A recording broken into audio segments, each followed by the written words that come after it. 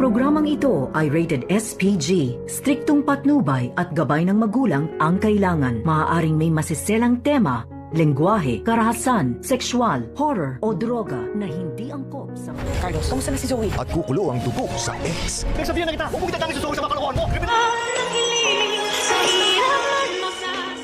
Pagkatapos ng gamutin ni Carlos Benetes ang kanyang anak na si Zoe ay dito naman na lumapit itong si Moira kay Carlos Benetes at kinamusta itong si Zoe. At tila dito rin nagpantig ang ulo ni Carlos Benetes at nakatikim ng sampal itong si Moira dahil pinagsabihan na nga ni Carlos noon itong si Moira na wag daw idadamay sa kalukuhan ni Moira itong anak niya na si Zoe. At dito na sinabi ni Carlos na kriminal nga daw itong si Moira. At dahil sa sinabi ni Carlos dito naman na nagpantig din ang ulo ni Moira at nagalit at kinuha ang baril dito ni Balahadja at itinutok dito kay Carlos. At dito naman nagmamakaawa itong si Zoe kay Moira na wag daw barilin itong kanyang ama na si Carlos. At dito na inawat ni Moira itong si Zoe at sinabi na hindi niya ama itong si Carlos dahil si Robert lamang ang kanyang nag-iisang ama. At dito na hindi sumang-ayon itong si Zoe sa sinabi ni Moira dahil alam naman nila na nanggagaling pa rin daw itong si Zoe kay Carlos Benetes. At dahil sa ingay ng ginawa dito ni Carlos at Moira, dito naman nagkamalay itong si Don Pepe at sakto na narinig lahat-lahat ni Don Pepe ang pinag-usapan nila tungkol dito kay Zoe na siya ang tunay na anak dito ni Carlos Benetes. At nagulat din ng husto itong si Don Pepe sa kanyang mga nalaman ngayon.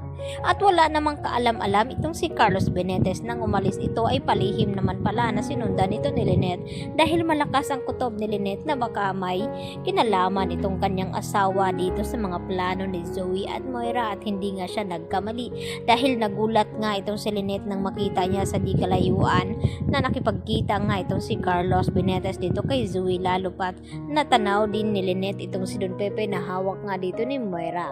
At ang gustong mangyari ngayon ni Lynette na gustong malaman niya kung ano ba talaga ang mga plano dito nila Moira at Carlos at Zoe dito kay Don Pepe. At kinakailangan na makarating at malaman daw ito ni RJ, kaya kinakailangan din na tawagan agad-agad ni Lynette ang mga ito.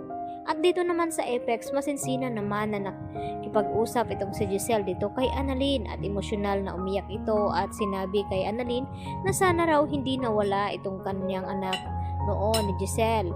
Kung nandyan ito ay tiyak na may karamay daw itong si Giselle ngayon. At nagtanong itong si Annalyn dito sa kanyang tita Giselle na wag daw mamasamain ang kanyang itatanong kung nasaan daw ang ama ng anak nito noon o kung bakit napabayaan ni Giselle itong kanyang anak. At tila hindi nga makapagsalita itong si Giselle dahil nahihirapan pa siyang ipaliwanag kung nasaan nga ang ama at naging asawa nito dahil sa pagkakaalam natin na iniwanan nga itong si Giselle at wala pa tayong idea kung sino nga ang ama at nagiging boyfriend dito ni Giselle noon. Kaya naman nagpapaiwan itong si Annalyn dito sa Apex at itong si Lynette ay kasalukuyang umuwi. Unang sa ganun ay makapagpahinga ay pwede naman daw bumalik itong si Lynette dito sa Apex upang damayan itong si Giselle. At ang tanong kung mapapayagan pa ba siya dito ni Carlos Benetes na masyado nga itong mahigpit sa kanya. At hindi pa nga alam ni Lynette na nagsisinungaling nga itong si Carlos na sinabi dito kay Harry na hindi nga daw siya nakita at nilayasan at tinakasan niya nga ito. At kitang-kita nga ni Dr. Enriquez kung paano iwanan ni Carlos Benetes itong si Lynette dito sa kapahamakan na muntik-muntikan na ngang manganib sa mga magnanakaw. Kaya dapat kilalanin daw ni Lynette ang mga kanyang makikilala at makakasama dahil hindi nila alam kung sino nga ang kanilang tunay na kakampi. Kaya yan naman ang ating pakatutukan mamaya-maya mga kapuso dahil mas marami pa ang makakaalam dito sa sikreto nila Zoe, Carlos, Moira. At malapit na nga iyon siguro mabubunyag lalo na ngayon na alam na nga ni Don Pepe. Yan po aking karagdagang latest update at maraming pong salamat sa inyong pananatiling panonood dito sa aking munting channel. Hanggang sa muli mga kapuso, bye bye!